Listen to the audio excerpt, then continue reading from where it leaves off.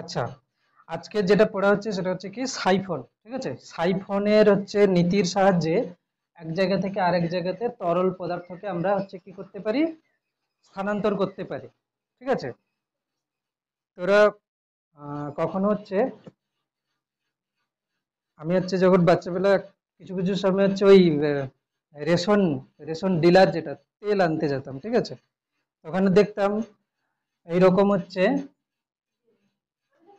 তেলের হচ্ছে ব্যারেল এরকম আছে। ঠিক আছে, সেই তেলের ব্যারেলের এখান থেকে একটাকে পাইপটাকে ঢুকিয়ে নিচে হচ্ছে রেখে দিত, সেখান থেকে তেলটা চলে আসতো। ঠিক আছে, এখন এরকমটা হওয়ার কারণ কি হচ্ছে সেটা আজকের দেখব। তো সাইফনের ক্রিয়া অনেক কিছু লেখা আছে এখানে বইতে। ঠিক আছে, বেশি মানে না হচ্ছে খিচুড়ি বানিয়ে আমি যেটা সহজ করে বলছি, দেখ প্রথম কথা যেটা হচ্ছে যে আমি যদি বলি এখানে একটা পুকুর আছে, পুকুরে জল আছে। ঠিক আছে, এই পুকুরে জল আছে, কি আমি ধরো হচ্ছে উম এই কোনো একটা পাত্রে জল রেখেছি। ঠিক আছে, তো এই পুরো ব্যাপারগুলো হচ্ছে কি ভূপৃষ্ঠের লেভেলে আছে, তাই না, পৃথিবী পৃষ্ঠে আছে। আমি যদি বলি এই পুকুরে জলের উপরিতল যেটা, সেখানে চাপ কত, বা এই যে যে মানে পাত্রে জল রেখেছিস তার মানে উপরে পৃষ্ঠে এইখানে চাপ কত, যদি এই এরকম কোশ্চেন করি, এই ওপরের পৃষ্ঠতলে চাপ কিন্তু কি হবে, বায়ুমণ্ডলের যে চাপ, যেটাকে আমরা কি বলি P0 বলে দিচ্ছি। ঠিক আছে, P0টা হচ্ছে কি, P0 হচ্ছে বায়ুমণ্ডলীয় চাপ।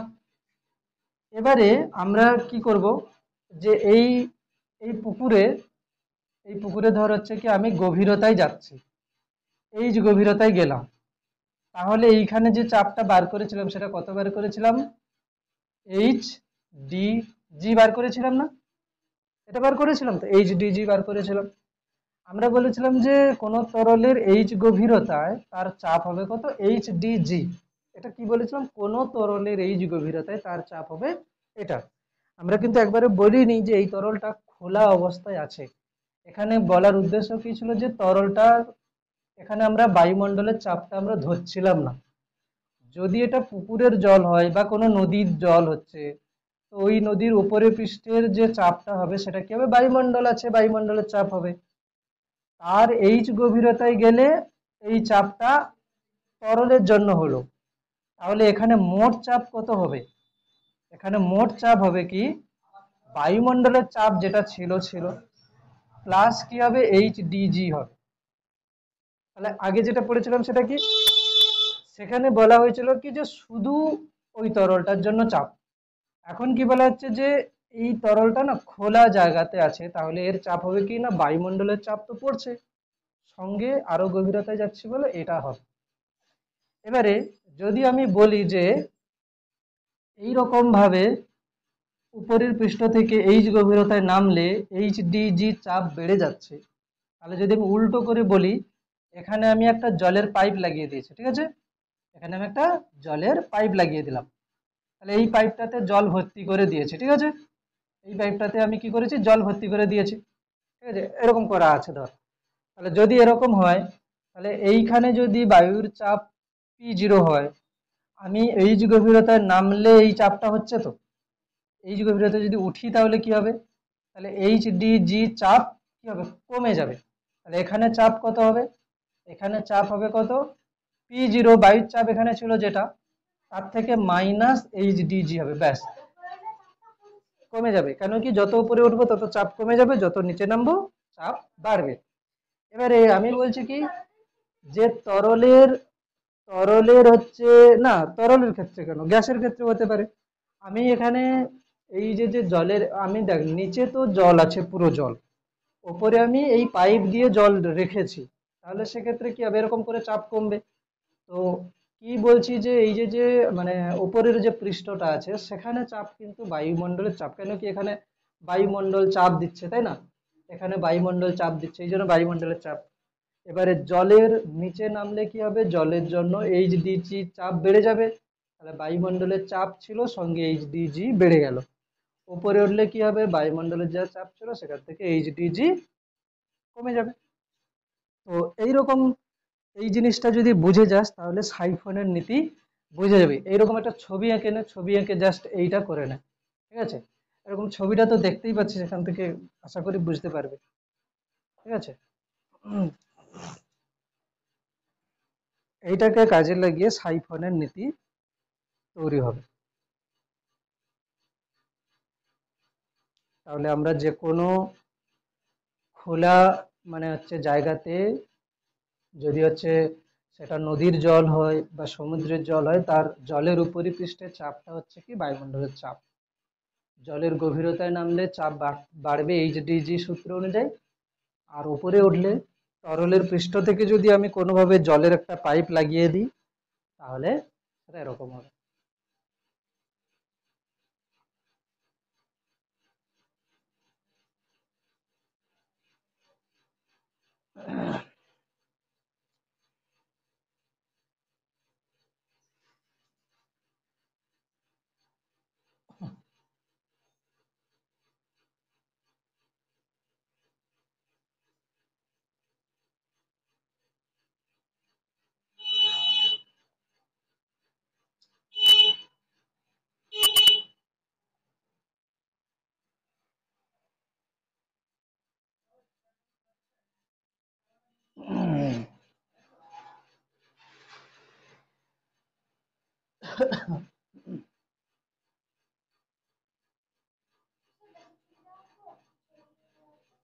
আঁকতে পারিস। এখান থেকে কি দেখা যাচ্ছে যে জলের উপরিতলের যে চাপটা সেটা হচ্ছে কি P0, P0 মানে বায়ুমণ্ডলের চাপ,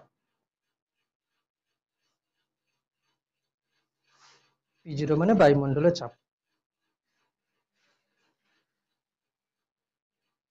হুম,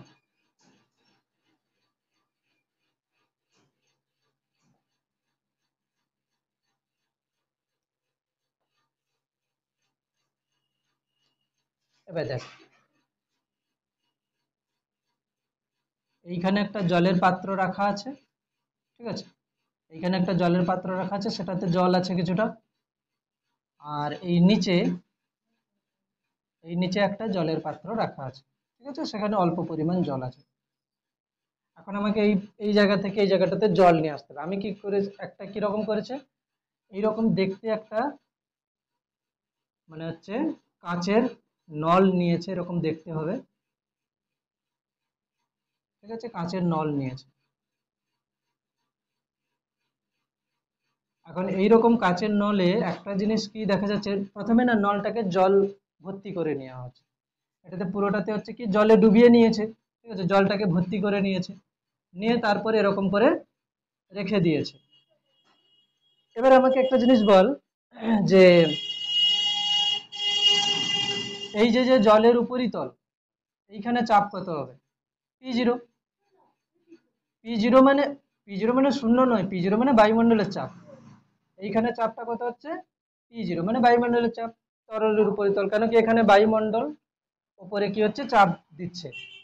এখানেও জলের চাপ কত হবে, এইখানে চাপ কত হবে? P0 বায়ুমণ্ডলের চাপ। এবারে আমি ধরে নিচ্ছি কি, যে এই পয়েন্টটাকে আমি ধরে নিচ্ছি একটা পয়েন্ট এ, ঠিক আছে? এই বইতে কি পয়েন্ট দেওয়া আছে দেখে নি একটু, সি আর ডি পয়েন্ট দিয়েছে, ঠিক আছে? সি পয়েন্ট আর ডি পয়েন্ট দিয়েছে, এটা হচ্ছে সি, হচ্ছে ডি, এই দুটো পয়েন্ট, ঠিক আছে? এবারে কি বলছি, যে এই যে যে পাত্রটা আছে যেটা উপরে আছে, তার তরলের উপরিপৃষ্ঠ থেকে সি বিন্দু পর্যন্ত উচ্চতাটা কত হচ্ছে? H1। কত উচ্চতা? H1, ঠিক আছে? আর এটা ডি, ডি বিন্দু পর্যন্ত উচ্চতাটা কত হচ্ছে? H2, ঠিক আছে? এবারে আমাকে বল যে সি বিন্দুতে চাপ কত হবে?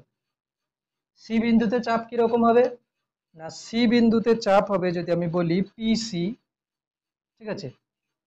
সি বিন্দুতে চাপ কত হবে না, P0 minus H1 dg, H1 H1 dg. আর ডি বিন্দুতে চাপ কত হবে? P0 minus H2 DG. এবার আমাকে একটা জিনিস বল, যে H1 বড় না H2 বড়? H2 বড়, এখানে কিন্তু H2টা বড় H1 এর থেকে। তার মানে এইটা হচ্ছে কি একটা বড় সংখ্যা, এটা একটা ছোট সংখ্যা। P0 দুজনের সমান, P0 থেকে একটা ছোট সংখ্যা বাদ দিয়েছি আর এটা P0 থেকে একটা বড় সংখ্যা বাদ দিয়েছি, তাহলে কে বড় হবে? PC বড় হবে না PD বড় হবে? কেন, এটা তো বড় সংখ্যা, আর এটা এই P0 এর মানটা 5, এটা ধরো হচ্ছে কত না 1, মানে এই চনটা ছোট, তাহলে এটা কত 4। PDটা আমি ধরো এটা P0 5 আছে, H2DG টা বড়, ধরো বলে দিচ্ছে 3, তাহলে এটা কত হবে 2 হবে। তাহলে কে বড় হচ্ছে? PC বড় হচ্ছে না, কেন কি এটা ছোট সংখ্যা। তাহলে এখান থেকে কি বোঝা যাচ্ছে? PC বড়, ঠিক আছে। আর হচ্ছে তাহলে কে ছোট? পেশা ছোট, ঠিক আছে। উম, হ্যাঁ এখন কিন্তু এটাই ঠিক হয়েছে। পিসি হচ্ছে কি বড় হচ্ছে। এবার আমরা জানি কি যে কোন তরল সবসময় কি হয়, উচ্চ চাপ থেকে নিম্ন চাপের দিকে যাবে। কোন তরল নয়, কোন প্রবাহী, ঠিক আছে, কোন প্রবাহী, সে প্রবাহীটা গ্যাস হতে পারে, তরল হতে পারে। কোন প্রবাহী সব সময় কি হয়, লিখতে পারি সেটা উচ্চ চাপ থেকে, হ্যাঁ ছবিটা আঁকবে। কোন প্রবাহী সবসময় উচ্চ চাপ থেকে নিম্ন চাপের দিকে, নিম্ন চাপের দিকে প্রবাহিত হয়।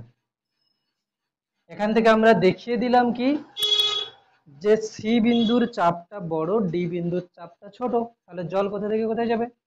সি থেকে ডি এর দিকে যাবে। তাহলে সি থেকে ডি এর দিকে যদি জল যায়, সি থেকে ডি এর দিকে যদি জল যায়, তাহলে এই জলটা যাবে কি ডি তে চলে গেল, দিয়ে এখানে নিচে চলে যাবে। এটাই হচ্ছে সাইফনের নীতি।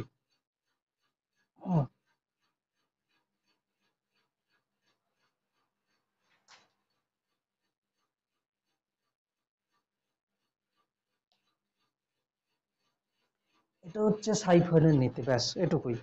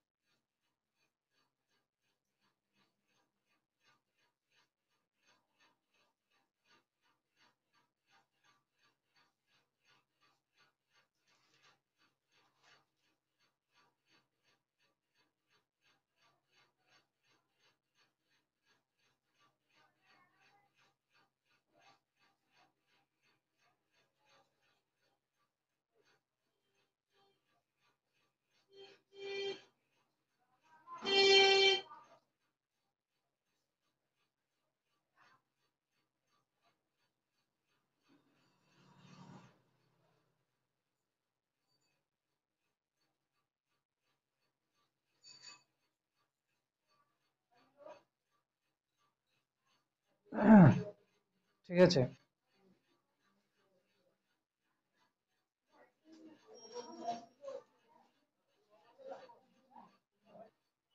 এবারে লেখ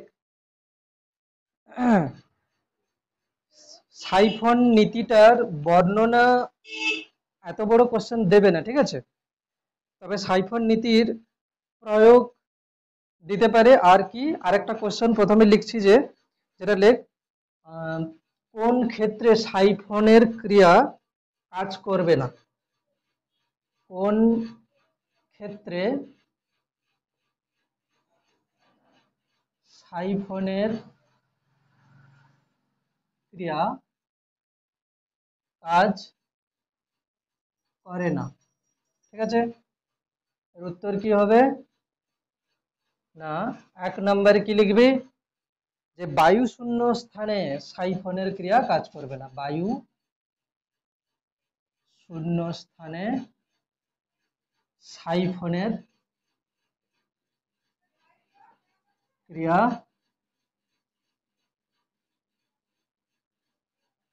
কাজ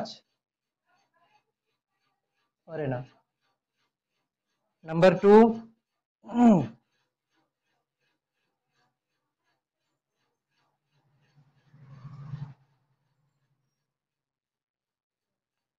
নাম্বার 2 লেখ বায়ুমণ্ডলের চাপ বায়ুমণ্ডলের চাপ বায়ুমণ্ডলের চাপ তরলকে যে উচ্চতা পর্যন্ত তুলতে পারে, তরলকে যে উচ্চতা পর্যন্ত তুলতে পারে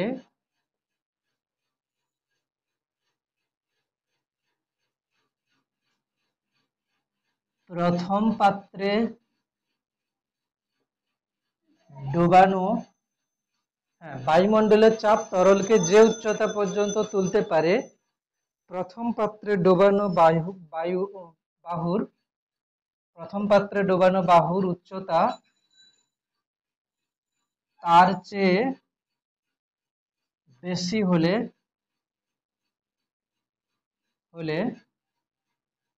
সাইফনের ক্রিয়া কাজ করবে না। ঠিক আছে, এটা এটা হচ্ছে পরে বোঝাচ্ছি। প্রথমে এটা তো বুঝতে পেরেছিস যে বায়ু শূন্য স্থানে সাইফনের ক্রিয়া কাজ করে না। ঠিক আছে, বায়ু শূন্য স্থানে সাইফনের ক্রিয়া কিন্তু কাজ করবে না। আর বলছে বায়ুমণ্ডলের চাপ তরলকে যে উচ্চতা পর্যন্ত তুলতে পারে প্রথম পাত্রে ডোবানো বাহুর উচ্চতা তার চেয়ে বেশি হলে সাইফনের ক্রিয়া কাজ করবে না।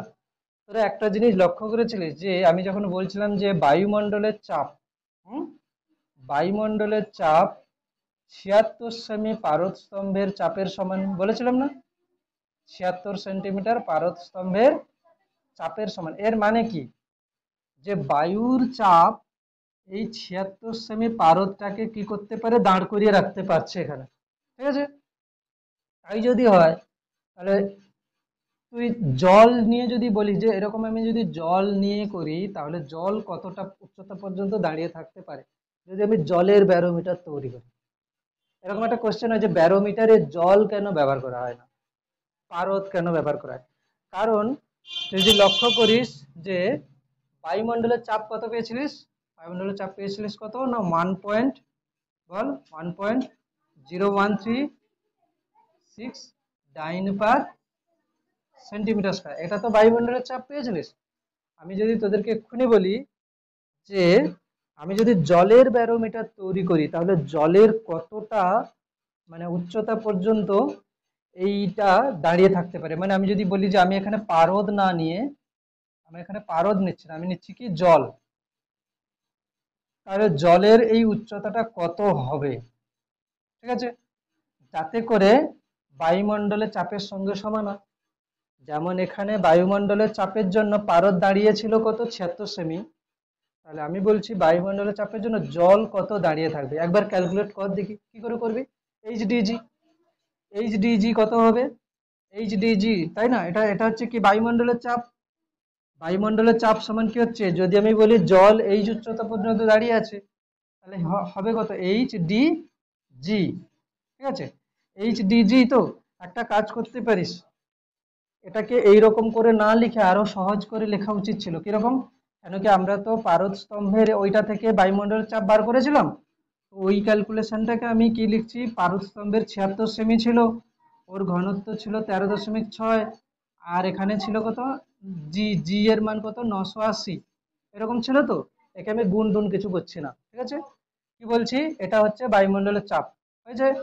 এখন আমি বলছি কি জল, মানে এই চাপটা কত উচ্চতার জল দিতে পারে, এইচডিজি। এবার বল জলের ঘনত্ব কত, জলের ঘনত্ব হয় কত, 1 গ্রাম পার সেমি, 1 গ্রাম পার সেন্টিমিটার কিউব জলের ঘনত্ব। আর জি এর ভ্যালু 980 যেমন কে আছে তেমন। তাহলে এখান থেকে কি কি কেটে যাচ্ছে দেখ দেখি একটু। 980 কেটে যাচ্ছে। এইচটা কত হচ্ছে? 76 গুণিতক 13.6। এটাকে গুণ করে বল কত হচ্ছে? 76 গুণিতক 13.6। 76 গুণিতক 13.6 গুণ করে একবার বল কত হচ্ছে?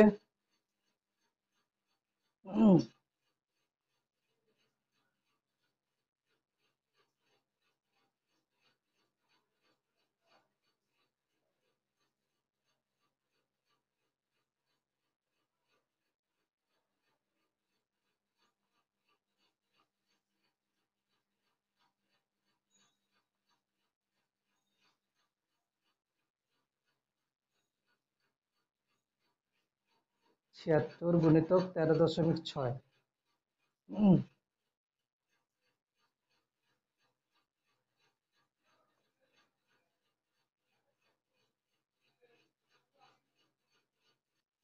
তাহলে এটা কত আসছে? 1033.6। এটা কিসে আসবে বলতো? সেন্টিমিটারে, তাই তো? এত সেন্টিমিটার, এটাকে যদি মিটারে করি সেন্টিমিটার মিটারে করলে কত হবে? দশমিকটা দু ঘর কি হবে? পিছিয়ে যাবে। 100 না, 100 সেন্টিমিটার মানে 1 মিটার। তাহলে কত হচ্ছে? 10.336 মিটার। মানে এত মিটার উচ্চতার জল কিন্তু দাঁড়িয়ে থাকবে। মানে 1 মিটার মানে কতটা জানিস? 1 মিটার মানে কত হবে জানিস? আমাদের আপাতত 3 হাত হবে 1 মিটার। ঠিক আছে, আমাদের আপাতত এখানে দেখতে গেলে এতটা মতো, এখান থেকে এতটা 1 মিটার হবে, 3 সাড়ে 3 হাত মতো হবে। ঠিক আছে, অ্যাপ্রক্সিমেট। তাহলে এরকম যদি হয়, 3 3 হাত মানে 1 মিটার হচ্ছে 10 মিটার, মানে তাহলে কত হবে? 30 হাত। এত বড় ব্যারোমিটার তৈরি করতে পারবে কেউ? এত বড় ব্যারোমিটার তৈরি করা সম্ভব নয়। মানে আমি যেটা বলতে চাইছি যে, আমি যেমন বলছিলাম যে এরকম একটা এক মুখ খোলা নলে হচ্ছে পারদ ভরে দিয়েছি, তাই না? বলছিলাম এরকম ব্যারোমিটার করার সময় এরকম নলে পারদ ভরে দিয়েছি, দিয়ে হাত দিয়ে চিপে কি করেছি? এটাকে উল্টে দিয়েছি। ঠিক আছে, এটাকে উল্টে দিয়েছি, দিতে কি হয়েছে? এটা 76 সেন্টিমিটারে পারদটা দাঁড়িয়ে গেছে। যদি আমি বলি এরকম করে জল আমি এরকম ভরে দিয়েছি, ধর আমি 15 মিটার এরকম একটা কাঁচের নলে জল ভরে দিয়েছি, আর দিয়ে ওটাকে জলের এরকম পাত্রে উল্টে দিয়েছি, তাহলে কি হবে? 10 দশমিক এই এত উচ্চতাতে জলটা দাঁড়িয়ে যাবে।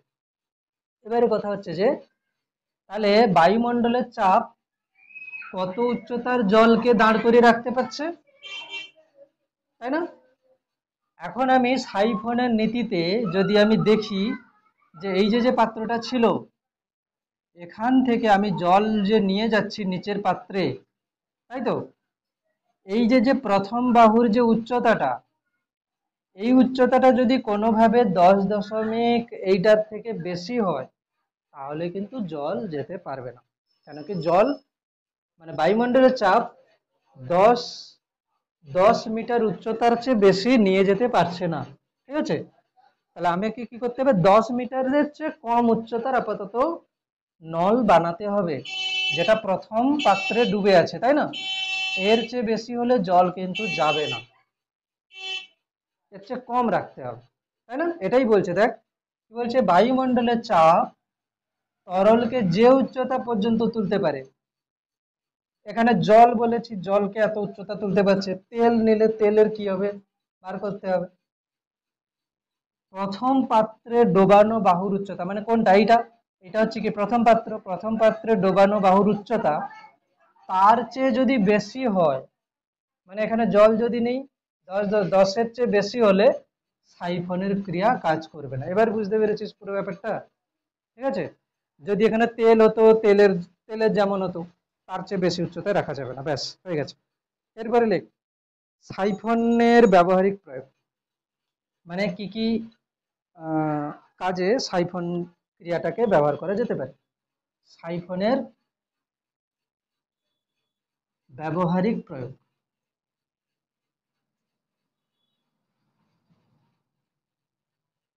সাইফনের ব্যবহারিক প্রয়োগ।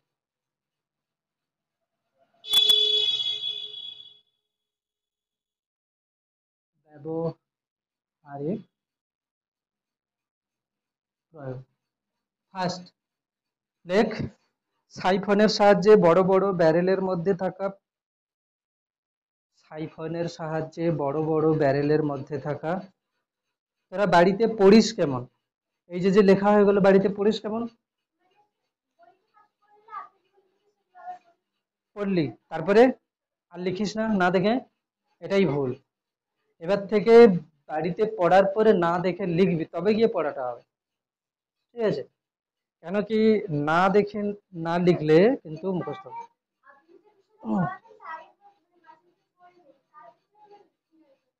মানে কি হয়, ধরো আমি লিখছি, আমি ধরো পড়ছি যে ব্যারোমিটারের সাহায্যে কিভাবে আবহাওয়ার পূর্বাভাস পাওয়া যায়, এটা ধরো পড়ছি, ঠিক আছে? 4টে পয়েন্ট পড়ে এক্ষুনি মুখস্থ করে নিলাম, ঠিক আছে? খাতাটা বন্ধ করবো, একটা রাফ খাতা নেবো, 4টে পয়েন্ট লিখে নেবো ছট করে, ঠিক আছে?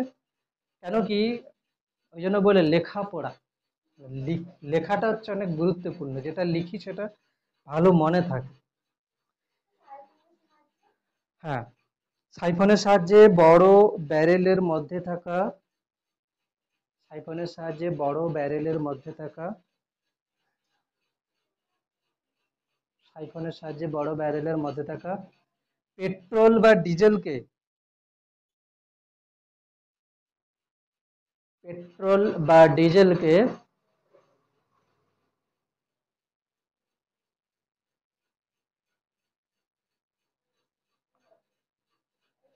ছোট পাত্রে স্থানান্তরিত করা হয়, ঠিক আছে? ছোট পাত্রে স্থানান্তরিত করা হয়।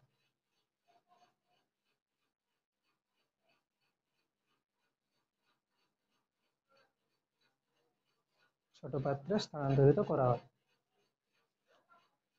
তারপরের আরেকটা পয়েন্ট আছে, শৌচাগারে, নাম্বার 2, ঠিক আছে?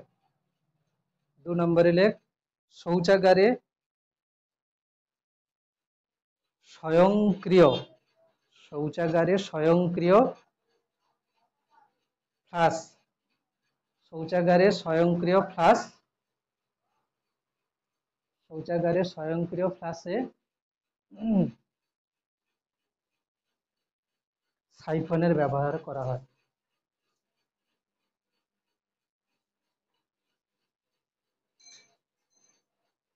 শৌচাগারে স্বয়ংক্রিয় ফ্লাশে সাইফনের ব্যবহার করা হয়।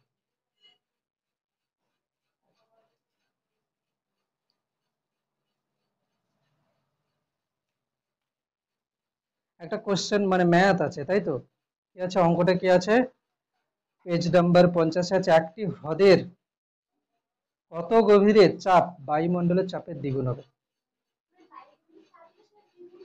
হ্যাঁ, একটি হ্রদের কত গভীরে, কোশ্চেনটা হচ্ছে কি, একটি হ্রদের, আমি একটা লিখছি না হলে, একটি হ্রদের কত গভীরে,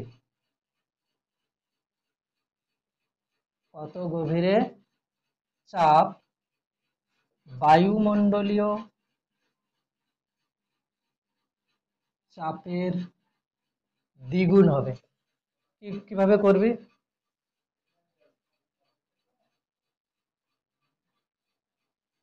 প্রথমে বল, ধর হচ্ছে কি, এটা জলাশয় আছে, এই জলাশয়ের ওপরের যে মানে জলের ওপরের পৃষ্ঠে চাপ কি হয়?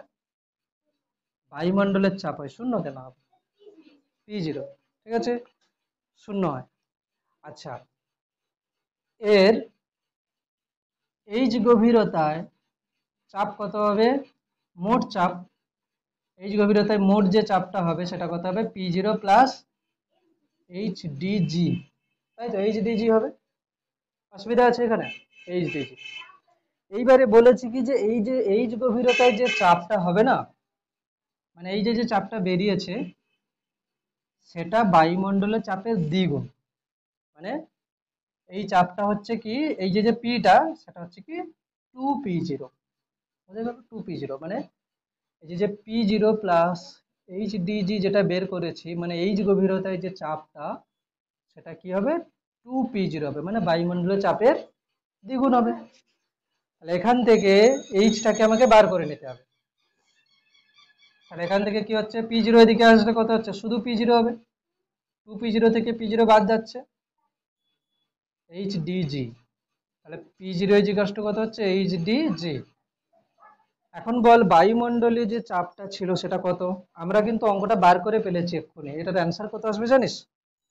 এটার অ্যান্সার আসবে 10.336 মিটার, এক্ষুনি যেটা বার করেছিলিস। ওখানে বলেছিলাম কি যে হ্যাঁ জলের ব্যারোমিটারের উচ্চতা, ওখানে বলেছিলাম কি যে কত উচ্চতায়, ঠিক আছে, জলের কত উচ্চতায় বায়ুমণ্ডলের চাপের সমান হবে। আর এখানেও ক্যালকুলেশন অনুযায়ী এরকম চলে এসছে, P0 মানে বায়ুমণ্ডলের চাপটা সমান এইচডিজি। এইখানে যদি তুই ক্যালকুলেশন করিস কত কত আসবে দেখ, তুই এখানে ক্যালকুলেশন যদি করিস যে এটা কত ছিল, পারদের দিক দিয়ে যদি ভাবি কত হবে, 76 গুণিতক 13.6 গুণিতক 980 সমান, জলের দিক দিয়ে যদি ভাবি এইচ আমি জানি না, T1 980, এখান থেকে কেটে গেলে এইচটা কত আসছে 10 অ্যাকচুয়ালি এটা আমাদের এসেছিল 10.33.6 সেন্টিমিটার। ঠিক আছে, মানে কি হলো, হ্রদের নিচে 1033.6 সেন্টিমিটার নিচে চাপটা বায়ুমণ্ডলের চাপের দ্বিগুণ হবে। কেন এরকম হচ্ছে বায়ুমণ্ডলের চাপের দ্বিগুণ হবে? উপরে তো এমনিতেই বায়ুমণ্ডলের চাপ ছিল, আরো কতটা নিচে নামলে আরো একবার বায়ুমণ্ডলের চাপের সমান হবে, তবে গিয়ে 2P0 হয়ে যাবে না? এখানে P0 হয়ে আছে, আরো কতটা নামলে P0 চাপটা যোগ হবে, ঠিক আছে, তাহলে সেটাই হয়ে যাবে কি মোট 2P0 হয়ে যাবে না?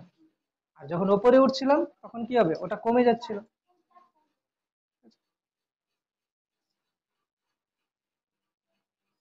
এটাকে মনে রেখে দিই, শর্ট কোশ্চেন হিসাবে দিলেও দিতে পারে, ঠিক আছে।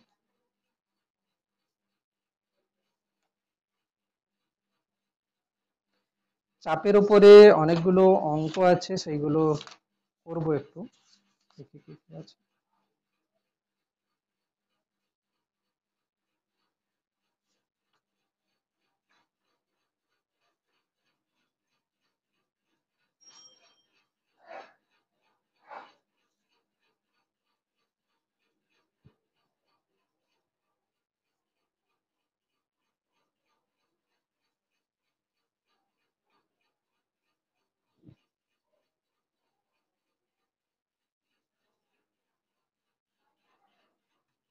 এবার দেখ তরলের সমুচ্চশীলতা ধর্ম, এটাকে হেডিং দে, তরলের সমুচ্চশীলতা ধর্ম।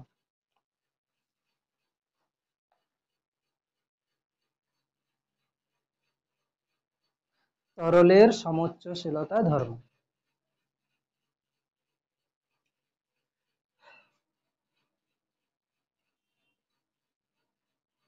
তরলের সমুচ্চশীলতা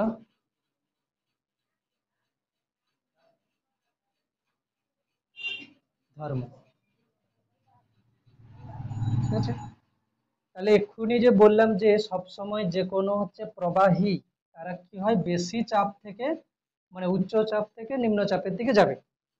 এখন আমি কি করেছি যে অনেক রকম দেখতে হচ্ছে কি নিয়েছি, ধর পাত্র নিয়েছি, প্রথমে হচ্ছে কি এটা একটু মোটা আছে, ঠিক আছে, ধর এটাকে এরকম বাকি একটা নল আছে এরকম করে, এটা একটা আছে, আর এদিকে এরকম একটা আছে, এরকম করে অনেকগুলো আছে, ঠিক আছে, এরকম করে অনেকগুলো আছে। এবারে এগুলোতে না জল ভরা হয়েছে, ঠিক আছে, এখান থেকে জল ভরেছে, ঠিক আছে, জল ভরলে কি হবে, জলটা ধর এখানে এতটা লেভেল পর্যন্ত আছে, হয়েছে,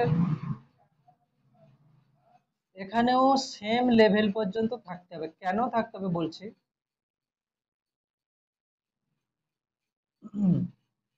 এবার দেখ হিসাব করে দেখ কোন মানে নলটাতে বেশি জল থাকবে, এইটাতে, কেন কি এটা একটু বেশি মোটা, সবচেয়ে কম থাকবে কোনটাতে, এটাতে।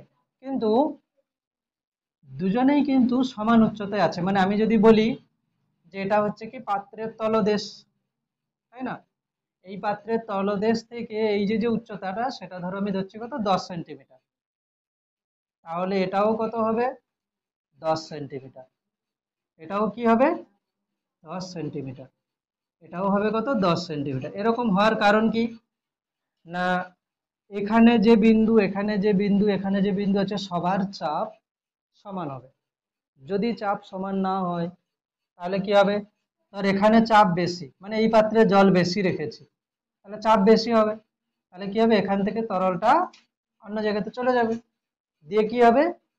চাপ সমান করার জন্য কি হবে? উচ্চতাটা সবার সবার উচ্চতা কি হবে? সমান হবে। তাহলে তরলের সমুচ্চশীলতা ধর্মটা কি লিখবো? লেখ,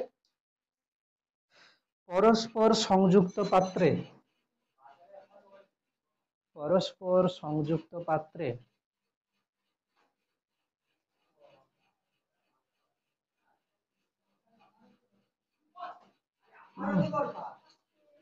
হয়েছে, পরস্পর সংযুক্ত পাত্রে স্থির তরলের,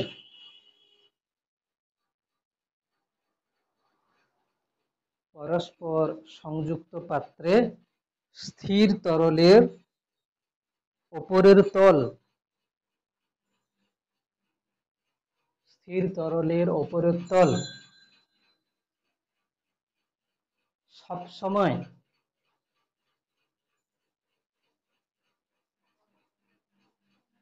অনুভূমিক থাকতে চায়, সব সময় অনুভূমিক থাকতে চায়।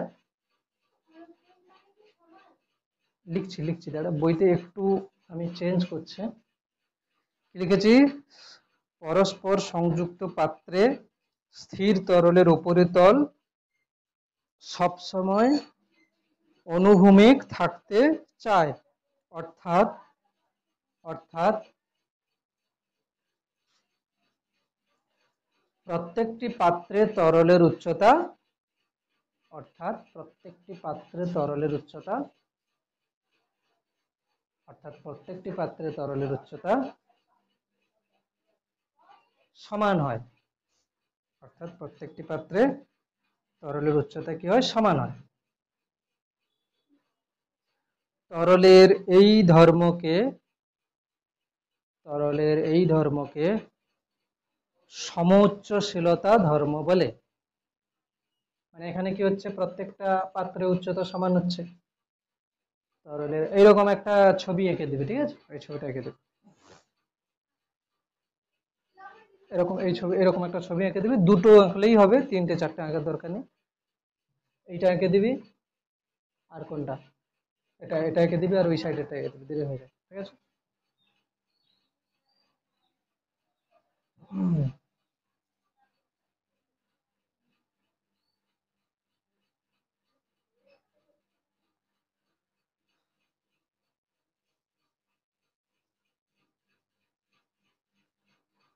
তাহলে তরলের সমুচ্চশীলতা ধর্ম কাকে বলে সংজ্ঞাটা লিখেছি, এর ব্যবহার লিখতে হবে, ঠিক আছে? এই ছবিটা এঁকে নেবি, নিয়ে একটা ব্যবহার লিখতে হবে। ব্যবহার, তরলের সমুচ্চশীলতা ধর্মের ব্যবহার।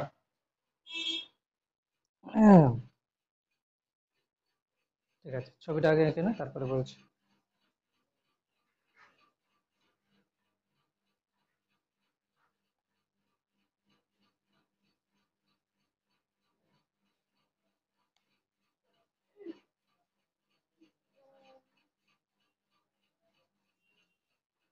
তাহলে কি হচ্ছে? আমি যদি একটা বাড়ির উপরে, একটা বাড়ির উপরে ছাদে জলের ট্যাঙ্ক রাখি, ঠিক আছে? সেখান থেকে যদি জলের পাইপ নিয়ে যাই নিচে বেসিনে বা বাথরুম, যেখানে হচ্ছে সব জায়গাতে জলের লাইন করা থাকে, তাহলে কি হবে? এই জলের যে উচ্চতাটা আছে, সেই উচ্চতায় সমান করার জন্য জল কি হবে? প্রবাহিত হবে নিচে, ঠিক আছে? মানে জল কেন প্রবাহ হবে? জল প্রবাহ হবে উপর থেকে নিচে কেন? যাতে সমান উচ্চতায় জল আসে। যেহেতু উপরের উচ্চতাটা বেশি, নিচের উচ্চতাটা কম, তাহলে জল চাইবে কি? উপরের উচ্চতা থেকে নিচের উচ্চতাতে আসতে, যাতে সমান উচ্চতা হয়। আর উদাহরণ কি লিখবি? বাড়ির ওপরের ট্যাঙ্কে, বাড়ির উপরের, বাড়ির ওপরের ট্যাঙ্কে, বাড়ির ওপরের ট্যাঙ্কে সঞ্চিত জল, বাড়ির ওপরের ট্যাঙ্কে সঞ্চিত জল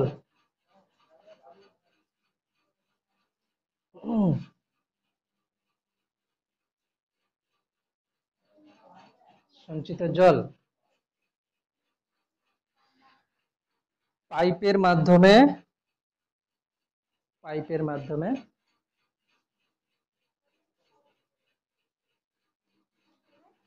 অপেক্ষাকৃত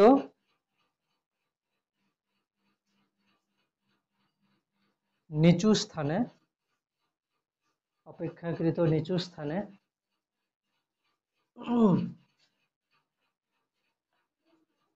অর্থাৎ বাথরুম, বেসিন, হ্যাঁ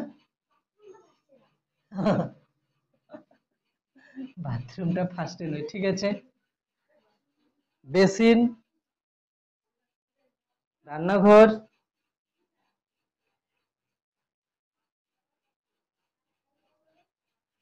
খাতাতে বাথরুম লিখতে অসুবিধা হচ্ছে, তাহলে যাবি না 5 দিন বাথরুমে। দেখি দরকার নেই কিরকম।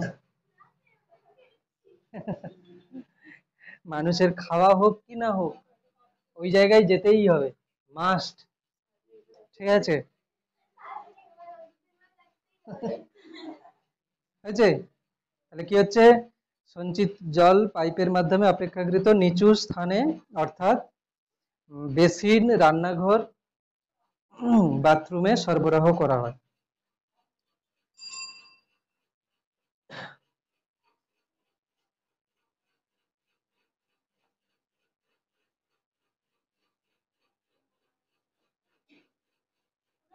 হ্যাঁ, হয়ে গেছে। এবারে প্লবতা ও আর্কিমিডিসের নীতি এখানে চলে আসবে, ঠিক আছে। বস্তুর ভাষণ ও নিমজ্জন একবার দেখে নিই কোথায় কি কি আছে একবার, ঠিক আছে। এই চ্যাপ্টার আর কতটা বাকি, এই চ্যাপ্টার আর কতদিন পড়াতে হবে? এর পরের ইউনিট টেস্টে কি কি পরীক্ষা হবে?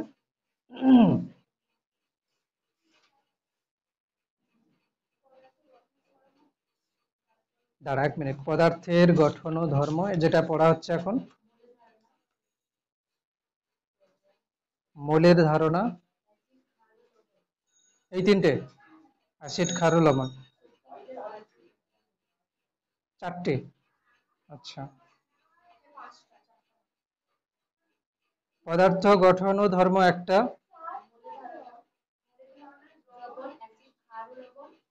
আচ্ছা আচ্ছা,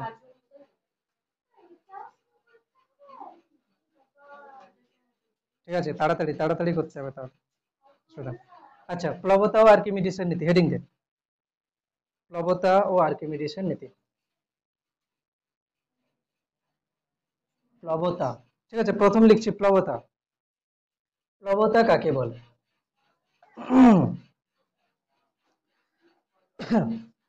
আমরা যখন আহ কোনো বস্তুকে হচ্ছে এমনি ধর, 1 বালতি জল আমি হাতে করে নিয়ে যাচ্ছি, ঠিক আছে, 1 বালতি জল আমি হাতে করে নিয়ে যাচ্ছি, ওই 1 বালতি জলটা আমি যদি পুকুরে জাস্ট ডুবিয়ে নিয়ে যাই এক জায়গা থেকে এক জায়গায়, হালকা মনে হবে না? এটা তোরা দেখেছিস। এর কারণ কি, মানে আমি ধরো এক্ষুনি একটা হচ্ছে কোনো বস্তুকে নিয়েছি, কোনো একটা বলকে নিয়েছি, সেটা যতটা ভারী, সেটাকে যদি আমি জলে ডুবিয়ে দিই বা কোনো তরলে ডুবিয়ে দিই, ঠিক আছে, সেটা আমি পুরোপুরি ভাবে ডোবাতে পারি, আংশিক ভাবে ডোবাতেও পারি, তাতে করে কি হবে, একটু না একটু হালকা মনে হবে। এর কারণ কি, হালকা মনে হওয়ার কারণ কি, না নিশ্চয়ই আমরা কি জানি, আমরা কোনো বস্তুকে ভারী মনে করি কেন, তার একটা ওজন আছে, তাই না, তাকে পৃথিবী নিজের কেন্দ্রের দিকে টানছে, এর ওজনের জন্য আমরা একে কি বলি, ভারী মনে করি। এখন একে যখন আমি জলে ডোবাচ্ছি, দেখছি কি একটু হালকা লাগছে, মানে আগে যেটা ছিল সে, তার মানে কি নিশ্চয়ই যে জলে ডুবিয়েছি সে ওপরের দিকে একটা বল দিয়েছে, ফলে কি হচ্ছে, একে যে এর যে ওজন, সেটাকে আমি একটু কম অনুভব করছি, তাই তো। তো এই যে যে ব্যাপারটা, এটাকেই বলছে প্লবতা। তাহলে প্লবতার সংজ্ঞা লেখ, প্লবতা কাকে বলে? স্থির তরলে বা গ্যাসে, মানে তরলে বা গ্যাসে বলতে কি, প্রবাহী যেগুলো, ঠিক আছে, এক কথায় লিখতে পারিস, প্রবাহীও লিখতে পারিস, তবে এখানে লিখতে পারিস যে স্থির তরলে বা গ্যাসে কোনো বস্তুকে কোনো বস্তুকে কোনো বস্তুকে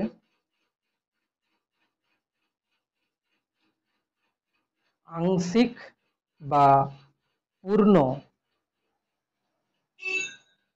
নিমজ্জিত, আংশিক বা পূর্ণ নিমজ্জিত, নিমজ্জিতটা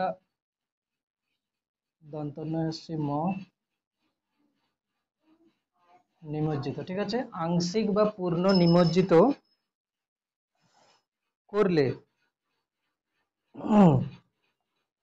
করলে তরল বা গ্যাস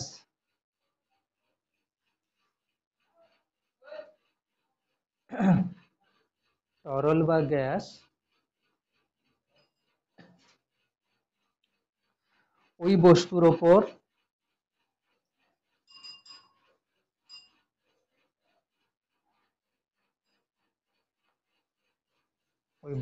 ওপর ঊর্ধ্বমুখী বল প্রয়োগ করে, ঠিক আছে, ঊর্ধ্বমুখী বল প্রয়োগ করে।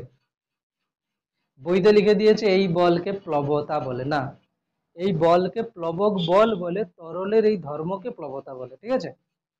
বইতে লিখে দিয়েছে একে প্লবতা বলে, এই বলকে প্লবতা, বলটা প্লবতা নয়, প্লবতা হচ্ছে তরলের ধর্ম, ঠিক আছে।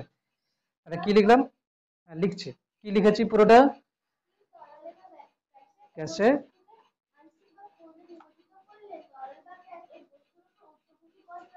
হ্যাঁ, মানে কি হচ্ছে এই তরলটা স্থির, স্থির মানে কি, মানে এটা হচ্ছে জলটা কোথাও যাচ্ছে না, ঠিক আছে, এখানেই আছে। তো সেক্ষেত্রে হচ্ছে কি বস্তুটাকে পুরোপুরি ভাবে ডুবিয়ে দিলে বা আংশিক ভাবে ডোবালে কি হচ্ছে জল বা গ্যাসও, গ্যাসও হচ্ছে কি হবে না একে উপরের দিকে, গ্যাস কিভাবে হচ্ছে তোরা জানিস যে বেলুন কি হয় বাতাসে ভেসে যায় না, এরকম হচ্ছে। তো তারপরে লেখ এই বলকে প্লবক বল বলে, এই বলকে প্লবক বল বলে এবং তরলের এই ধর্মকে, এবং তরলের নয়, তরল বা গ্যাসের, তরল বা এবং তরল বা গ্যাসের এই ধর্মকে প্লবতা বলে, ঠিক আছে, তরল বা গ্যাসের এই ধর্মকে প্লবতা বলে।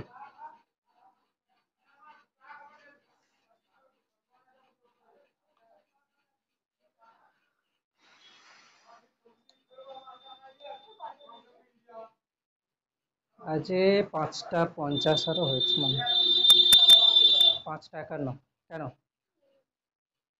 আচ্ছা, এবারে আর্কিমিডিসের নীতি আছে, আর্কিমিডিসের নীতিটাকে আমি সহজ করে যেভাবে বলছি, দেখ দেখ আমি একটা কথা বলছি, ধর আমি বললাম যে এই বস্তুটার ওজন হচ্ছে কত ডাব্লু, ঠিক আছে, প্লবতার ইংরেজি হচ্ছে কি বাউয়েন্সি, ঠিক আছে, বাউয়েন্সি, ঠিক আছে, এর ওজন হচ্ছে কত না ডাব্লু, আর প্লবতার ইংরেজি হচ্ছে বাউয়েন্সি, এই জন্য প্লবক যে বলটা দিচ্ছে উপরের দিকে সেটাকে আমরা বলছি এফ বি, এফ বি মানে ফেসবুক নয়, এফ বি মানে বাউয়েন্সি ফোর্স, ঠিক আছে। আচ্ছা এবারে হ্যাঁ, এফ বি মানে ফেসবুক, ফেসবুকের বাংলা মানে কি বলতো, এতদিন ফেসবুক ব্যবহার করছিস, ফেসবুকের বাংলা মানে আবার, হ্যাঁ, মুখ বই, তাহলে বলবে মুখ বই, তারপরে কে বলবে হাত বই, কে বলবে নাক বই, ফেস, হোয়াটসঅ্যাপ, তাই তো, হোয়াটসঅ্যাপের বাংলা মানে এইভাবে হচ্ছে না কিছু, গুগলেরও বাংলা মানে কিছু হচ্ছে না, কিন্তু ফেসবুকের একটা বাংলা মানে হচ্ছে মুখ পুস্তিকা, আমরা যেটা আমাদেরকে বলছি, হ্যাঁ, সিগারেটের বাংলা মানে কি, সিগারেটের বাংলা মানে কি, হুম, আমাদের বাংলা স্যার বলতো বলতো এটার বাংলা মানে বল, চেয়ারের বাংলা মানে কি, আরাম কেদারা, তাই তো, সেলফি,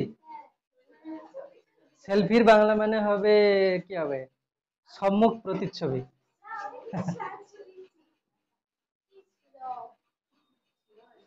মুখপুস্তিকা হচ্ছে তাহলে ফেসবুকের বাংলা মানে, ঠিক আছে। শুভ্র শলাকা, এটা আমি জানি, তাও কনফার্ম নয়, আমি অনেকদিন আগে শুনেছিলাম। শুভ্র শলাকা মানে সাদা না, সাদা শলাকা মানে দণ্ডের মতো, এই জন্য শুভ্র শলাকা। আচ্ছা, যেটা কথা বলছি দেখ, আহ,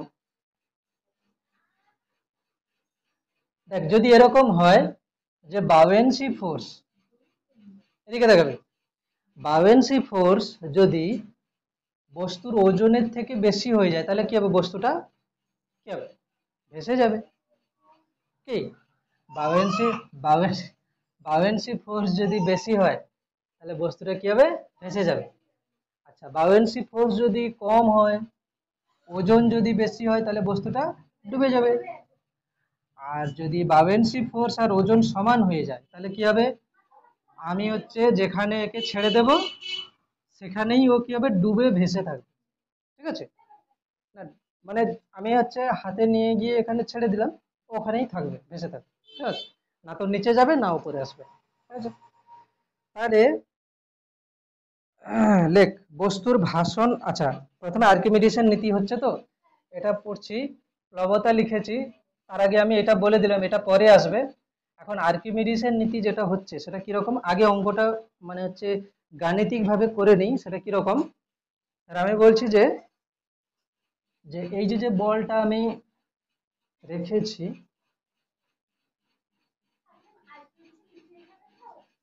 হ্যাঁ, আর্কিমিডিসের নীতিটা লেখাবো, তার আগে আমি হচ্ছে গাণিতিক ভাবে বলে নিই আগে, ঠিক আছে, যে কিরকম হচ্ছে আসলে। ঠিক আছে, দেখ এইটা হচ্ছে কি, যে বলটা আমি এটাতে আমি ডুবিয়েছি, অনেক রকমের হতে পারে, তার বলটা এরকম আছে, তাই তো। এখন এই বলের যে ওজন সেটা তো ডাব্লু, আমরা জানি এই বলের যে ওজন সেটা ডাব্লু। এখন এই বস্তুটার যে আয়তন জলের মধ্যে আছে, মানে যে আয়তনটা জলের মধ্যে আছে, পুরো আয়তন নয় কিন্তু, ঠিক না, কি বলছি, পুরো আয়তন নয়। আর আমি বলছি এর এর পুরো আয়তনটা কত, 50 সেমি কিউব, ঠিক আছে। এখন এই বস্তুটা যদি পুরো ডুবে যায়, তাহলে এ কি করবে, আমি 50 সেমি কিউবের বলটা যদি পুরো ডুবিয়ে দিই, তাহলে এই বলটা পুরো ডুবে যাওয়ার জন্য জল কতটা অপসারিত হয়ে যাবে, 50 সেমি কিউব। মানে আমি যদি বলি যে এই পাত্রের উপরে, এই পাত্রটার না পুরোটা জল একদম মানে পুরো কানায় কানায় ভর্তি করা আছে, ঠিক আছে, কানায় কানায় ভর্তি করা আছে, আর এটাকে আমি আরেকটা পাত্রের মধ্যে রেখেছি। এখন আমি যদি বলি এই বলটাকে আমি এটাতে ডোবাচ্ছি, ঠিক আছে, যদি বলের 30 সেন্টিমিটার কিউব ডুবে যায়, বাকিটা ধরো ভেসে আছে, কতটা ডুবেছে, 20 সেন্টিমিটার কিউব, 30 সেন্টিমিটার কিউব ডুবেছে। তাহলে 30 সেন্টিমিটার কিউব যদি বলটা ডুবে, তাহলে 30 সেমি কিউবের জল কি হয়েছে, নিচে বেরিয়ে চলে এসছে। এটা নিয়ে কারোর কোনো সমস্যা আছে, বেরিয়ে চলে আসবে। পুরোটা যদি ডুবে যায়, তাহলে 50 সেমি কিউব জল বেরিয়ে যাবে, ঠিক আছে। তো এখানে যেটা কথা হচ্ছে যে যে পরিমাণ জলটা অপসারিত হচ্ছে এই বলটা জলে নিমজ্জিত হওয়ার জন্য, পূর্ণভাবে নিমজ্জিত হতে পারে, আংশিকভাবে নিমজ্জিত হতে পারে, যে পরিমাণ জলটা কি হচ্ছে, অপসারিত হচ্ছে, তার যদি আয়তন আমি ভি ধরি, ঠিক আছে, তাহলে আমি লিখবো কি, যে আমি হেডিং টেডিং কিছু লিখছি না, ঠিক আছে, আর্কিমিডিসের নীতি লিখছি, তবে আর্কিমিডিসের নীতির সংজ্ঞা কিছু লিখছি না, শুধু এরকম স্টার দিয়ে লেখ যে কোনো বস্তুকে তরলে আংশিক বা পূর্ণ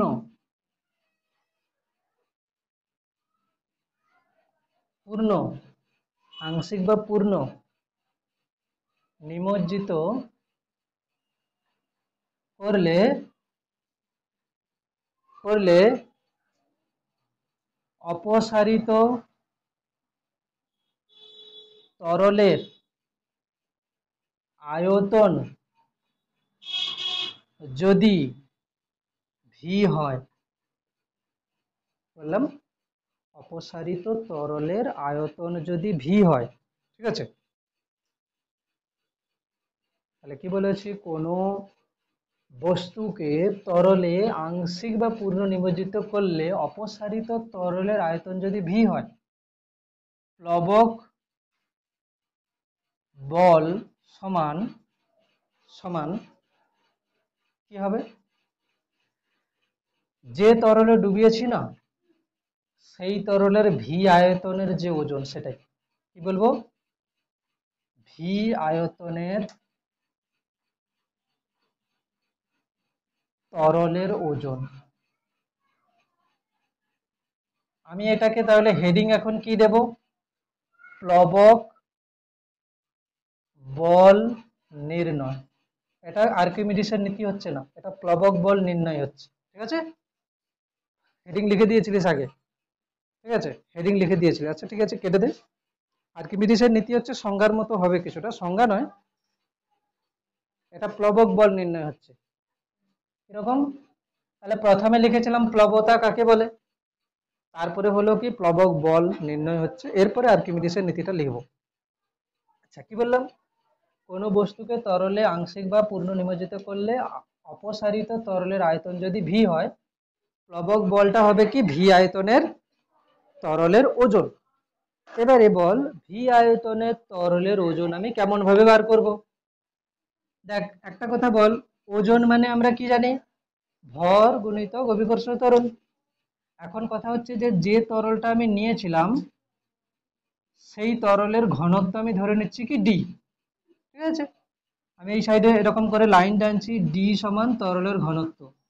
ঠিক আছে, তরলের ঘনত্ব, ডি সমান তরলের ঘনত্ব। তাহলে আমরা কি জানি, ঘনত্ব সমান ভর বাই আয়তন। তাহলে ভি আয়তনের তরলের আমি ভরটা এখন বার করছি, তাহলে কি হবে, ভর সমান ডি ইন্টু ভি, নাকি না বল, ভর সমান ডি ইন্টু ভি হচ্ছে। তো এখান থেকে কি বোঝা যাচ্ছে যে ভি আয়তনের তরলের ওজনটা কি আসবে, ভি ইন্টু ডি ইন্টু কি আসবে, এটা হলো কি ভর ইন্টু জি, জি মানে অভিকর্ষ ত্বরণ, তাহলে ভর গুণিতক অভিকর্ষ ত্বরণ। তাহলে আমি যদি লিখি প্লবক বল, এটা কি লিখবো, প্লবক বল হচ্ছে কি, তাহলে কার আয়তন, নিমজ্জিত অংশের আয়তন, বস্তু কতটা নিমজ্জিত হয়েছে সেই আয়তনটা তো ভি। আমি কি লিখবো, বস্তুর নিমজ্জিত অংশের আয়তন, ওটাই হচ্ছে কি ভি, বস্তুর নিমজ্জিত অংশের আয়তন মানে কত, মানে বস্তুর কতটা জলে ডুবেছে, গুণিতক কি লিখবো, তরলের ঘনত্ব। ঠিক না, ডিটা কি তরলের ঘনত্ব গুণিতক অভিকর্ষজ ত্বরণ।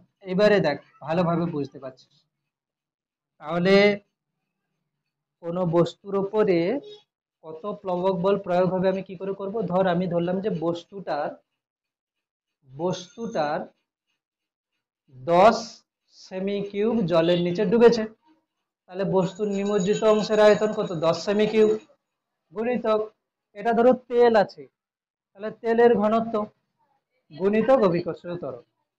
এবারে সিজিএস পদ্ধতিতে থাকলে সিজিএস পদ্ধতি আসবে, সেই পদ্ধতি থাকলে সেই পদ্ধতি আসবে। ঠিক আছে, এবার এলে আর্কিমিডিসের নীতি। তাহলে দেখ বস্তুটার যে ওজন ছিল ডাব্লু, বস্তুটার ওজন ছিল ডাব্লু, তো এখন কতটা কমে যাবে, এই প্লবক বলটা, তাই না, এই প্লবক বলটা কি হবে, এই প্লবক বলটা বস্তুটার ওজন ছিল ডাব্লু, প্লবক বল উপরের দিকে হচ্ছে, তাহলে এখন কত হবে, ডাব্লু মাইনাস প্লবক বল এফ বি, তাই না, তাহলে এইটা হচ্ছে কি কমে যাচ্ছে, মানে আপাতত হ্রাস হচ্ছে এটা, তাই না, এটা কিছুটা হ্রাস হল, এটা লেখ। হ্যাঁ, না এটা এটা এটা লেখার দরকার নেই এখন, এতটা পর্যন্ত লেখা হয়ে গেছে, তো প্লবক বল নির্ণয় লেখা হয়ে গেছে, এরপরে হেডিং দে আর্কিমিডিসের নীতি, আর্কিমিডিসের নীতি। ঠিক আছে, এই যে যে প্লবক বলটা বার করলাম ওটাকেই কথাতে লেখা হবে আর্কিমিডিসের নীতিতে। না, এমনি আর্কিমিডিসের নীতি লিখে রে, ঠিক আছে। দেখ একবার বলে দিচ্ছি, প্রথমে লিখেছি প্লবতা কাকে বলে, ওটা একটা কোশ্চেন। তারপরে লিখেছি কি প্লবক বল কিভাবে নির্ণয় করতে হয়, হয়ে গেল। এরপরে লিখছি আর্কিমিডিসের নীতি, কেন কি প্লবক বলটা কিভাবে হচ্ছে বলে দিলে আর্কিমিডিসের নীতিটা ভালো বোঝা যাবে, ওই জন্য আমি আগে করলাম, বইতে কিন্তু আগে নেই। দেখ আর্কিমিডিসের নীতি, স্থির তরলে বা গ্যাসে, আর্কিমিডিসের নীতি স্থির তরলে বা গ্যাসে, স্থির তরলে বা গ্যাসে আংশিক বা সম্পূর্ণ, স্থির তরলে বা গ্যাসে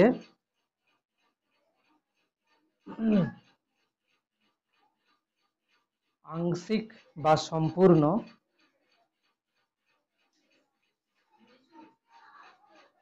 স্থির তরলে বা গ্যাসে আংশিক বা সম্পূর্ণ ভাবে নিমজ্জিত, আংশিক বা সম্পূর্ণভাবে নিমজ্জিত কোন বস্তুর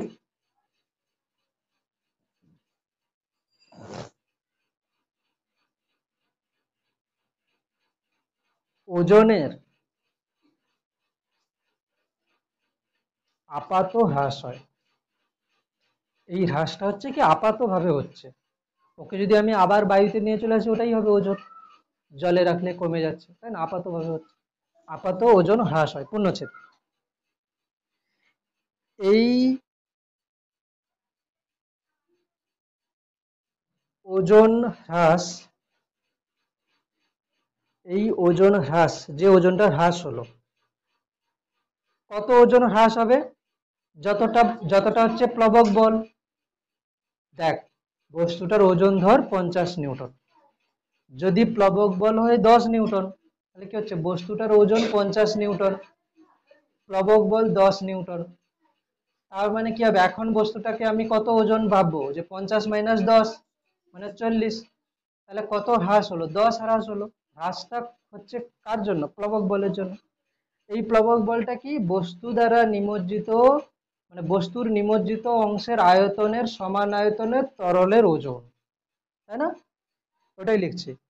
এই ওজন হ্রাস বস্তু দ্বারা অপসারিত, এই ওজন হ্রাস বস্তু দ্বারা অপসারিত, রেগে যাচ্ছিস আমার উপরে বেশি বেশি পড়াচ্ছি বলে, তাড়াতাড়ি, ঠিক।